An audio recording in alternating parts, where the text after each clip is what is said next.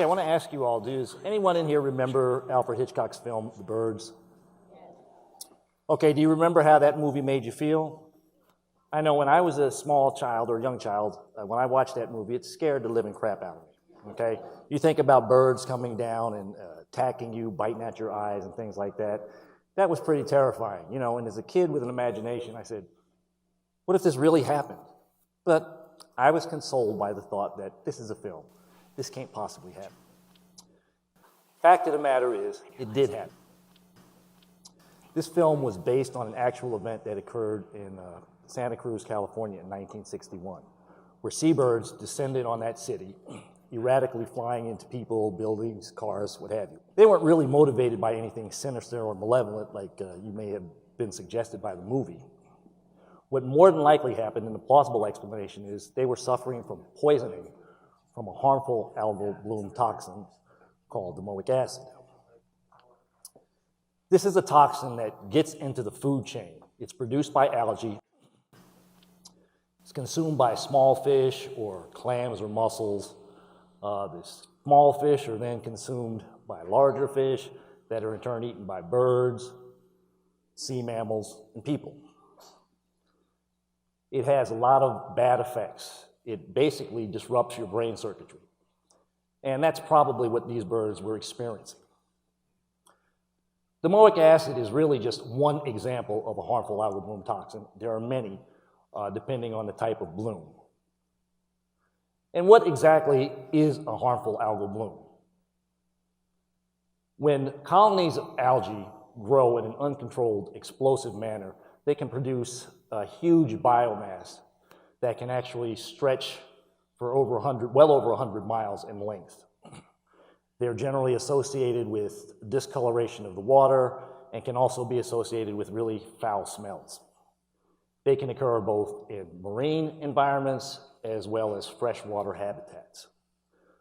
In Florida, a lot of people are normally used to having events that we call the Florida red tide that also affects parts of Texas.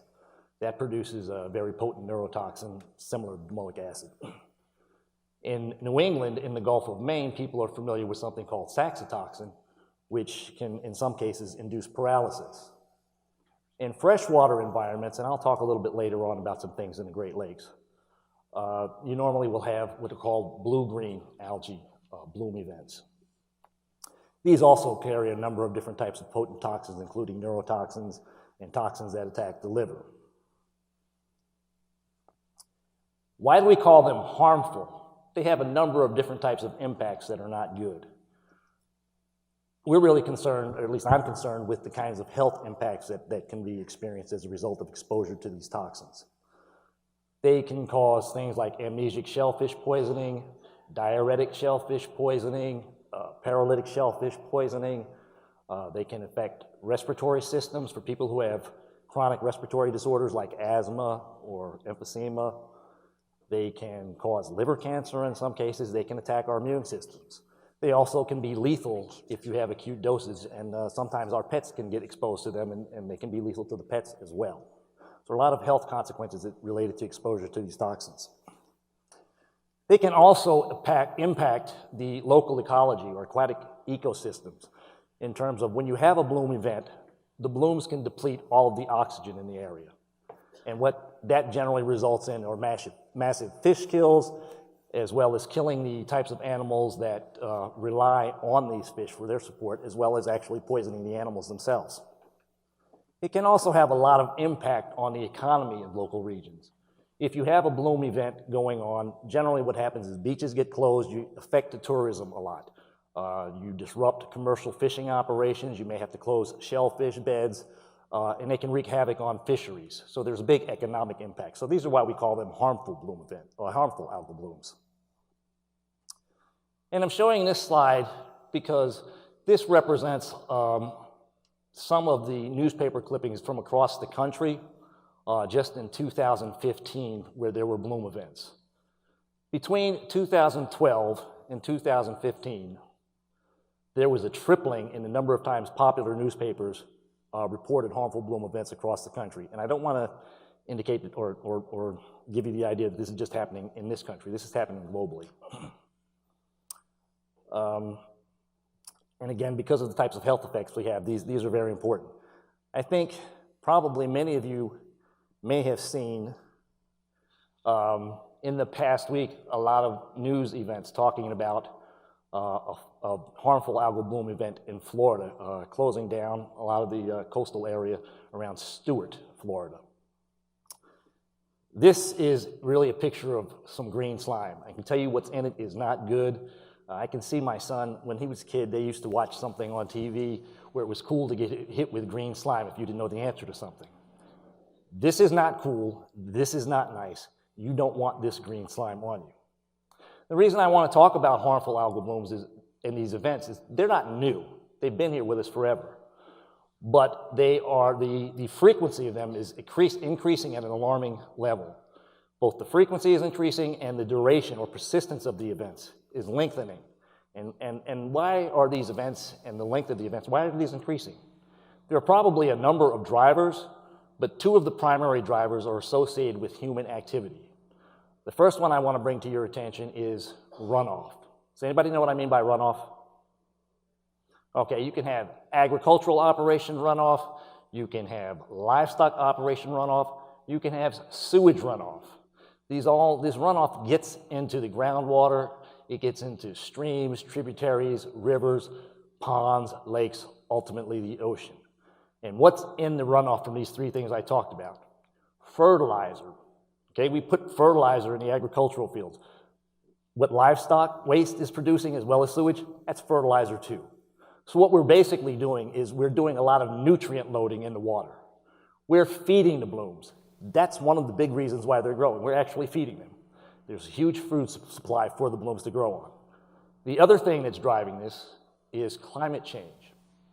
Warmer temperatures, warmer water is conducive to a longer growing season. So you have that impact with the longer growing season. The other thing that climate change is doing is it's changing precipitation patterns. When we see an increase in the volume and intensity of the rainstorms we're getting, kind of like last night, this really increases runoff. So we're accelerating the deposition of nutrients into the water. So these are really important, and humans' activities are really related to this.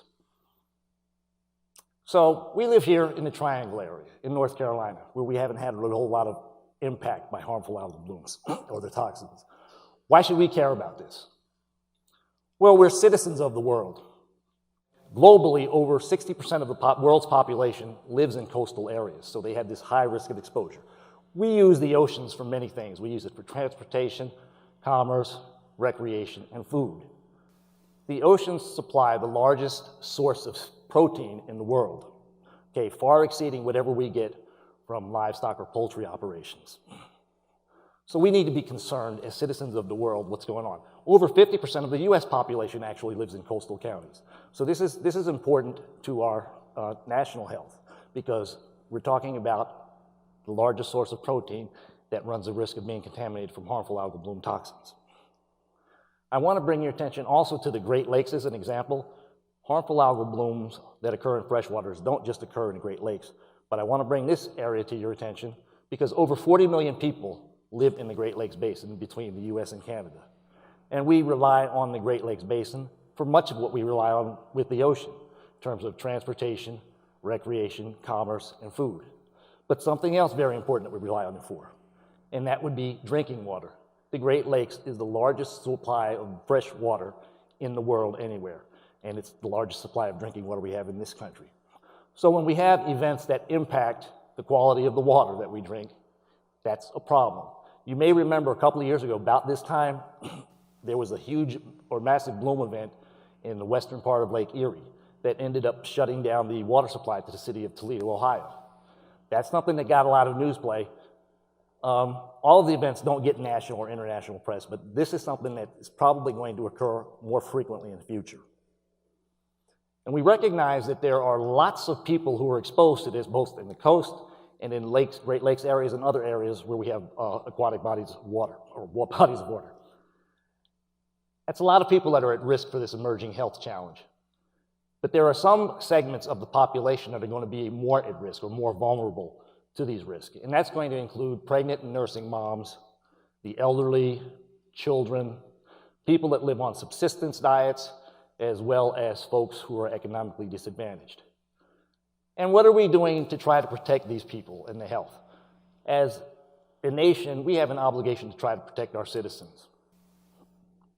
I work for the National Institute of Environmental Health Sciences, and we work collaboratively on a number of projects with other federal agencies where we're either collaborating or doing something complementary to what they do. And that has to do with trying to reduce the burden of the environment that it places on human health.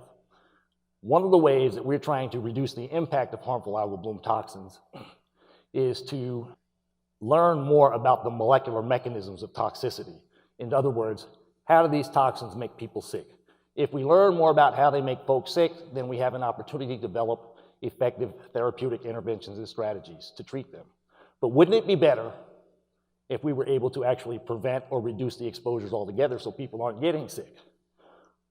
So what many of the federal agencies are engaged in is doing monitoring and surveillance by deploying very sophisticated instruments into the deep ocean that will measure a number of biological and geophysical properties and things that can help us forecast better. If we know what types of events occur before a bloom is going on, then we're able to predict that event better and able to actually develop ways that we can help warn people. Another thing that's used is extensive use of satellite imagery to be able to track blooms. And we take the data that we get from these deep sea instruments as well as the tracking of the satellite images to try to develop novel algorithms that will help us better predict. The reason for doing this type of science is because we want to translate this science into effective public health policy that will help warn people and educate them when a bloom event is coming, what types of risks they run, and how they can best protect themselves. So I want to kind of start to close here by bringing us back to the domoic acid example I gave you in the beginning and telling you how the science that we support is actually impacting public health policy to protect people. In the Pacific Northwest, around the Puget Sound, there are a number of tribal populations that rely heavily on razor clams. Razor clams is a big source of where domoic acid can bioaccumulate and get in there and expose people through consumption of those. Scientists working with some of the tribal populations have determined that people who are considered to be heavy consumers of razor clams experience very severe memory decline. Okay, when we say a heavy consumer, that's someone that eats over 15 razor clams a month. These are pretty good sized meals. Razor clams are typically about the size of this hand. So people that eat that, they're eating a lot of razor clams. These investigators, meeting with tribal councils as well as medical advisors, have determined that they don't want their children exposed to this at any level. So they've enacted policy where they have very severe and stringent warnings against pregnant and nursing moms and children eating razor clams at all, regardless of what the level of toxin is in them at all. They just want to protect their kids. This is very important because this is a real win in terms of using the scientific data that's been generated to impact public policy and protect our citizens. So what I'd like to do is really just kind of close by saying we haven't been really impacted by harmful algal bloom toxins in North Carolina in the Triangle region yet. The operative word there is yet. So I'd like to thank the curator for giving me an opportunity to talk to you about this today, and thank you all as well.